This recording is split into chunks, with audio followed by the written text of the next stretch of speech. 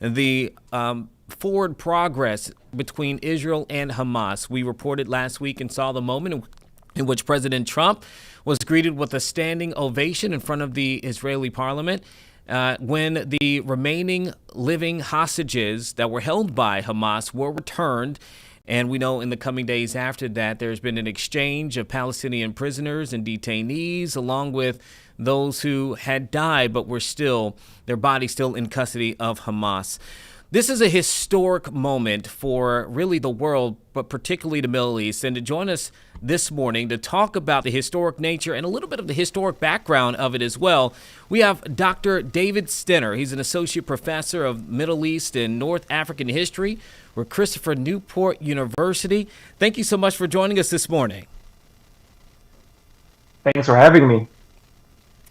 Okay, obviously you witnessed what we all did with the major progress that was made last week of that ceasefire between Israel and Hamas and a deal that went through. I wanted to start here, though, and just to get your initial thoughts when you saw that news break last week and you can see the return and the families celebrating. What were your initial thoughts for somebody who knows the history of this conflict? Well, I think, like most people, I was very happy to see an end to the fighting, as well as a return of the Israeli hostages and some of the Palestinian prisoners. So I don't think there's, that's obviously a very good development. But first of all, sometimes in the media, it's depicted as some sort of peace deal, which for various reasons, it is certainly not. It's a ceasefire deal, which might be temporary or not, but, the future will tell. We can talk about the details and what I think about the history as we get there. And so on the one hand, especially for the people in Gaza, as well as the Israeli hostages and their families, that's a big moment. And, that's really important. But I wouldn't call it too, it's not a game changer in the overall conflict. That's how I would put it. And let's get into that. I mean, I appreciate the specification there, ceasefire, not a peace deal. When people are listening and they're getting the information from where we are now between Israel and Hamas, can you go a little bit further into why you're hesitant to call it a peace deal? Well, first of all, it sounds a little bit abstract, but a peace deal implies that they're two roughly equal parties, right?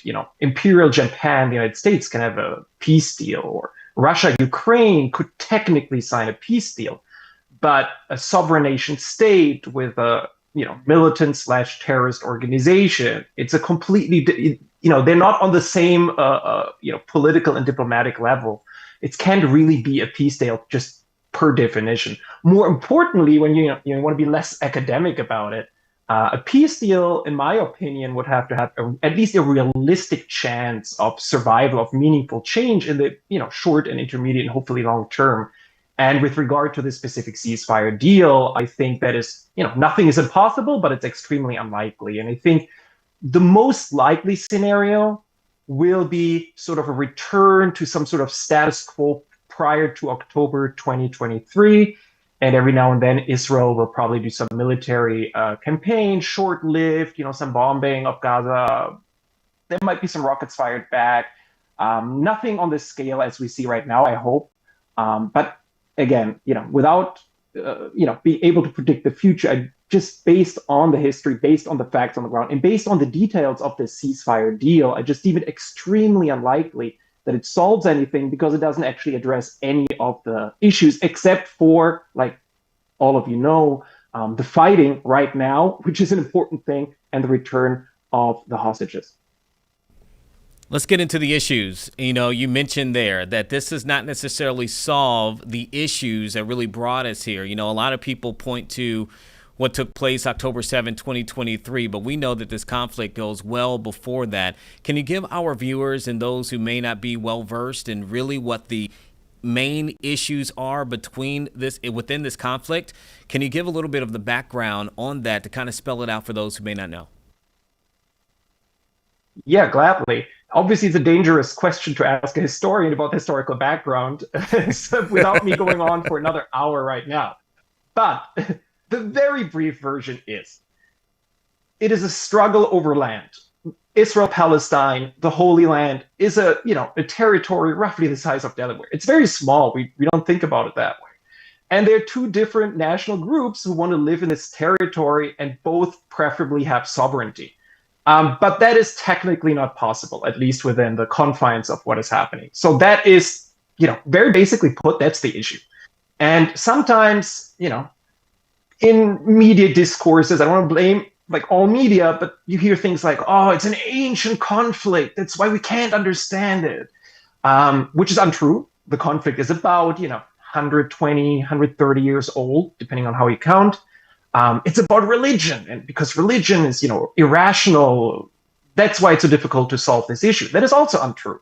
Religion, of course, plays a role because there are many religious people on both sides. I'm not saying it has zero impact. But if tomorrow every single person in the Holy Land, every Jew, every Christian, every Muslim became an atheist and renounced the existence of God, the conflict would still continue, right? And the third thing is that you often hear is, oh, it's so complicated. I can't understand it, and you can't understand it. So listen to the experts. They will explain it to you. And that is not true either. I mean, of course, there are multiple layers of complexity there. I'm, not denying that. But ultimately, it's the dynamic. It's two people who want to live in a single land. And the question is who rules, who's being ruled, is there a chance of equality or not? And that is really what it's all about. And, we've seen, even with the recent gathering of the world leaders, that there are a growing number of countries that are wanting to recognize Palestine as a sovereign state. You were talking about that a little bit earlier in saying that you recognize a peace deal, for one, between sovereign states, sovereign nations. Can you speak to that as well? I mean, what the significance of this kind of tussle that we're seeing between a growing number of countries wanting to recognize Palestine as its own sovereign state versus you have those like Israel and even President Trump here that says they're not wanting to go with that. I assume that speaks into what you were just talking about. Yes. So obviously multiple aspects why certain countries like France and I think Great Britain did also recognize Israel. Spain did. Ireland definitely.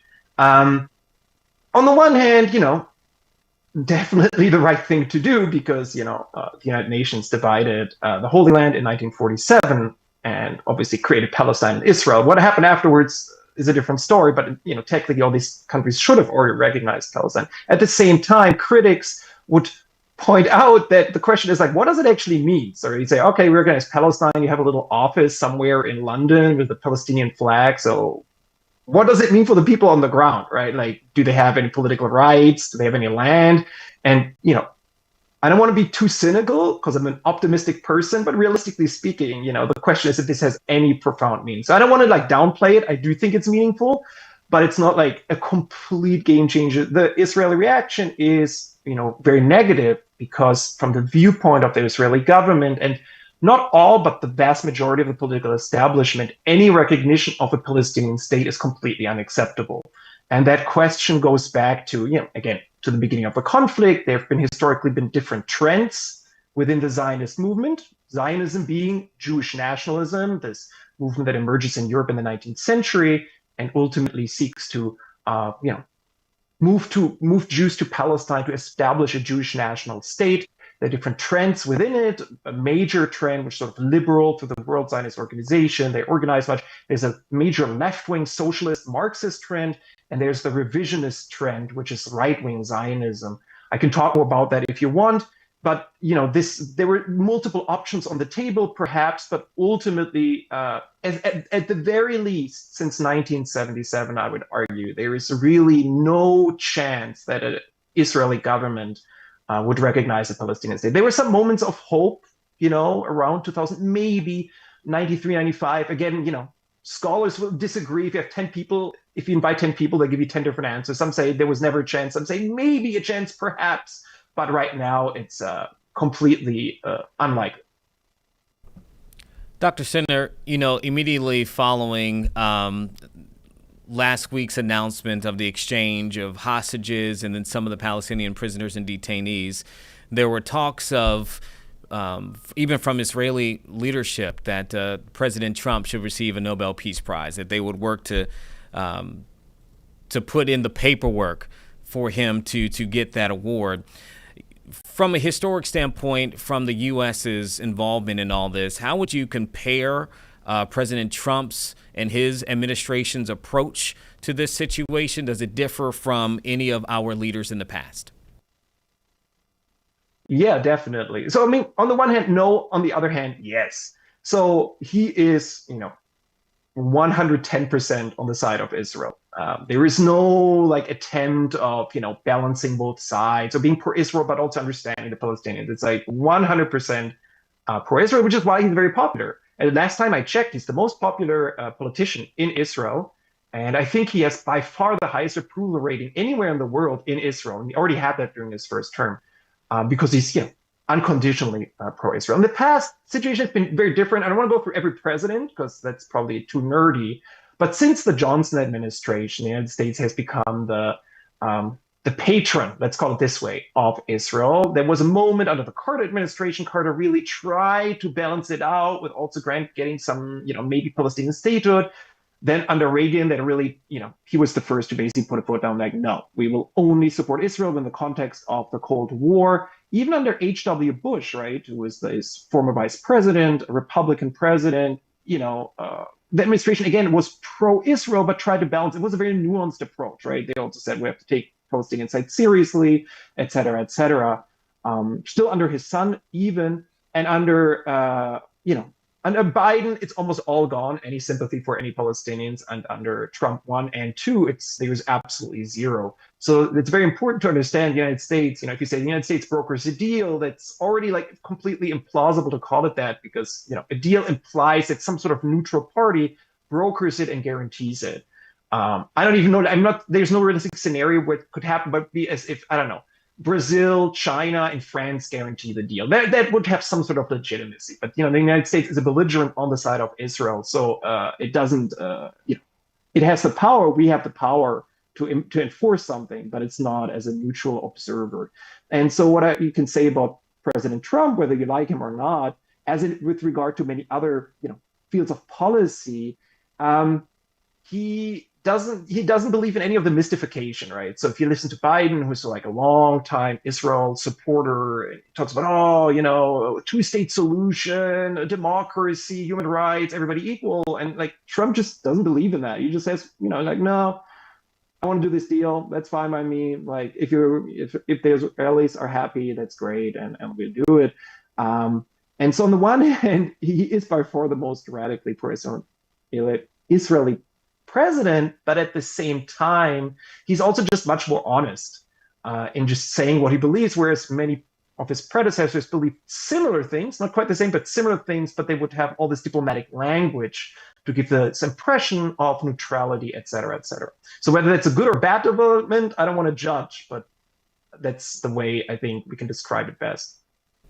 Moments after they met there at the Israeli parliament, there was a flight to Egypt where you saw several world leaders that were gathering there, and they were there to talk about, the title of it was Peace in the Middle East. How significant and what role does what's taking place between Israel and Hamas and in that region potentially play in being able to figure out peace in the Middle East?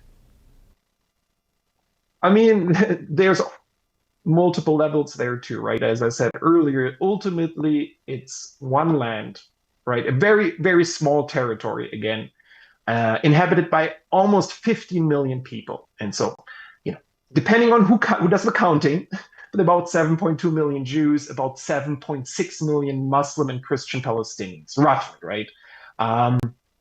And the question is, who gets to rule? Who has citizenship? Who gets to vote? Who has freedom of press, freedom of assembly, freedom of religion, property rights? Those are the basic questions.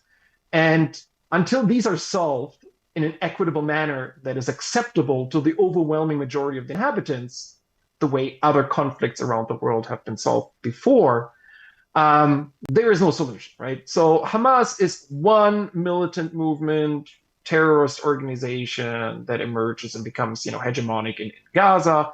And, Israel, for example, had this, semi-secret dealings with Hamas prior to October 23, right? They weren't big friends, but you kind of get along, it kind of works.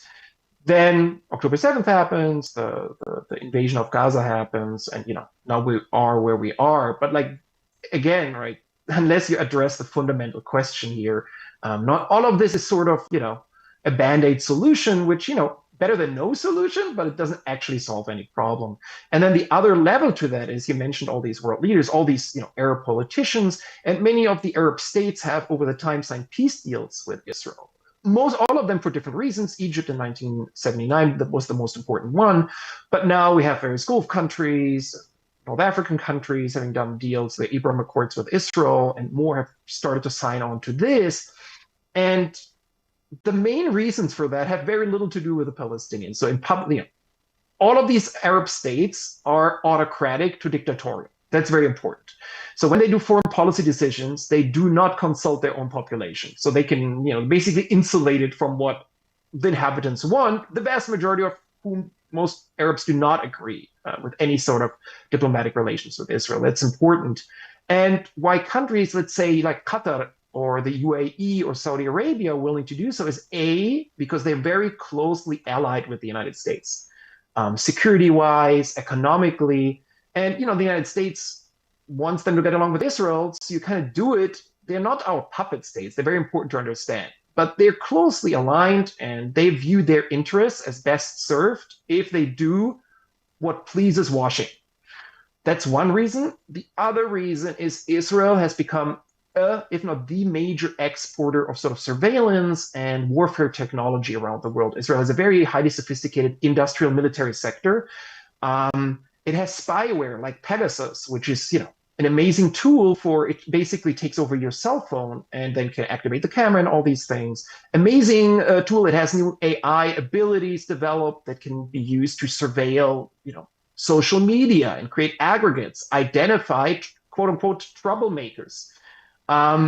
It also has new drone technology, often coupled to AI. So in theory, you could use these programs that run semi-autonomously to liquidate, basically independently liquidate troublesome individuals. Again, I'm sorry for using this language, but I'm trying to be as neutral as possible. And so for authoritarian and dictatorial states, I think the appeal of this technology it cannot be overstated. And Israel, it has been exporting already since the last about 10 years much of this technology to Arab countries, but also to dictatorships like Azerbaijan and semi-authoritarian regimes like the Mexican government under the last PRI president, Peña Nieto, to surveil opposition, to surveil journalists, et cetera, et cetera. So I think these are the two main reasons. And then in public, the Arab politicians have to sort of tell the people, no, we support the Palestinians, blah, blah, blah, blah, blah. I hope you're all very happy. But from their viewpoint, and again, I'm not justifying this, their job is to stay in power as long as possible. And, being on the good side of Washington and having Israeli surveillance technology, they think is the best way to do so. Dr. Stenner, we have 1 minute. So just here real quick with one last question for you. What in this, when it comes to this conflict, when it comes with where we are between Israel and Hamas, what specifically are you looking for in terms of next steps?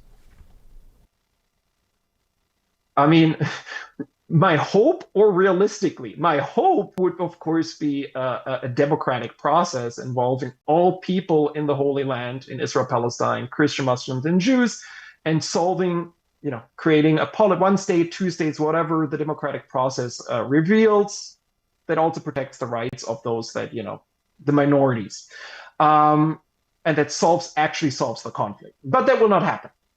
So instead, my hope is sort of as few Israeli airstrikes on Gaza as possible. And I mean, you could say no Hamas attacks on Israel as well, but I mean, that's militarily completely unfeasible anyway. So I'm not too worried about that in the short term, at least, but just no more killing. That's what I would like to hope. But like I said, there is no solution that is realistic at this moment to the conflict that is acceptable to the powers that are. Well, Dr. David Stenner, Associate Professor of Middle East and North African History, Christopher Newport University, certainly have Learned a lot and welcomed your time here. And we'll have to have you back, as I'm sure this is be something that we're going to continue to look at very, very closely. So we appreciate your time this morning. Thanks for having me. Absolutely.